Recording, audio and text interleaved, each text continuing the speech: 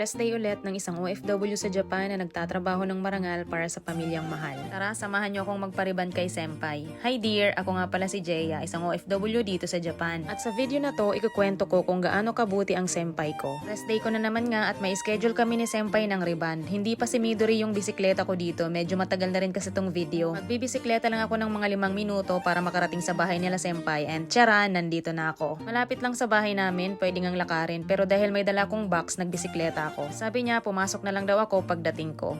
Ojamashimasu. Ito yung bahay nila Senpai. 3 din sila ditong magkakasama. And sa pagkakaalam ko, more than 7 years na silang nagtatrabaho sa Japan at naabutan ko nga si Senpai na nagluluto nito. Mukhang masarap, humbayata ang tawag dito. Tapos hindi lang yan yung niluluto niya. Meron din siyang nilulutong chicken inasal. Package deal kasi itong reban session namin, may free meal at ito nga yung ulam na niluto niya. Grabe, napakaswerte ko naman. Pumunta talaga ako dito ng gutom at hindi ko mawari. Parang nagpunta lang talaga ako dito para makikain. Sobrang sarap ng mga hinanda niyang pagkain. Grabe yan si Senpai, napakagaling magluto. Tapos yung rice, tignan mo naman, special din. Pagkatapos namin kumain ay ako ang naghugas at hinanda niya naman yung aming mga gagamitin. Alam nga naman, mahiya ako kung siya pang maghuhugas ng aming pinagkainan. At eto nga pala yung mga gagamitin naming pangriban. Pagkatapos kong maghugas ay nagsimula na kami. Habang gumagawa kami dito, gusto ko lang i-share kung paano ko nakilala si Senpai. Nagsimula pala akong mag-work sa companying pinagtatrabahuan ni Senpai noong 2021. Bali, pangatlong company ko na to dito sa Japan. Nag-start ako sa Tokyo pero hindi nagtagal dahil nag-pandemic, nawalan kami ng trabaho. Wait lang, putulin ko lang yung kwento, maisingit ko lang na habang nakababad tong buho ko ay nagluto pa si Senpai ng biko. Grabing sipag naman talaga niyan.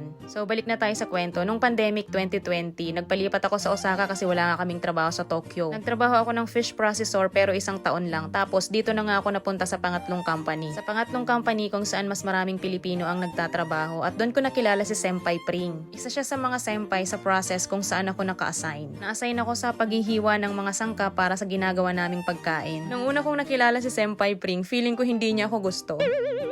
Hindi ko alam kung nabanggit ko na yun sa kanya pero yun talaga yung feeling ko. Kaya medyo ilag ako sa kanya makipag-usap. Pero nag-uusap naman kami pagdating sa work tapos kapag may mga tinuturo siya. Feeling ko talaga dati nangangagato si Senpai. Pero habang tumatagal kaming magkakasama sa trabaho, dun ko napatunayan kung gaano siya kabuti. Napakalumanay magsalita at magturo. Mahihiya ka na lang talaga kung hindi ka matututo. Tapos marami siyang wisdom and learnings na tinuro sa akin, hindi lang sa trabaho kundi pati sa buhay. Oh dear, tapos na pala yung aming reban session at eto na pala yung result. Ang ganda, 'di ba? Nakakahiya naman kung hindi ako magbibigay ng tip, kaya binigyan ko siya ng tip. Isipin mo yon, nagpariban ka tapos may free meal pa na masarap. San ka pa, 'di ba? Senpai Pring lang 'yan. By the way, birthday nga pala ngayon ng nag-iisang Senpai Pring namin. Mahal ko yan siya kahit may mahal na siyang iba.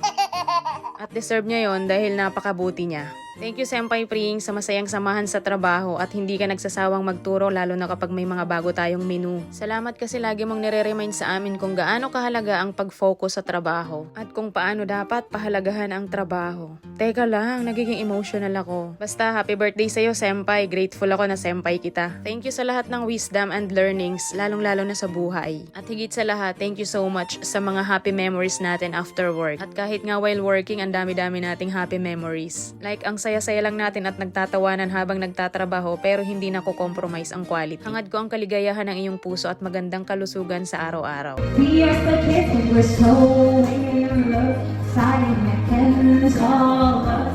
I don't wanna be on Happy birthday Senpai Pring, mahal kita. Dear, salamat sa panonood.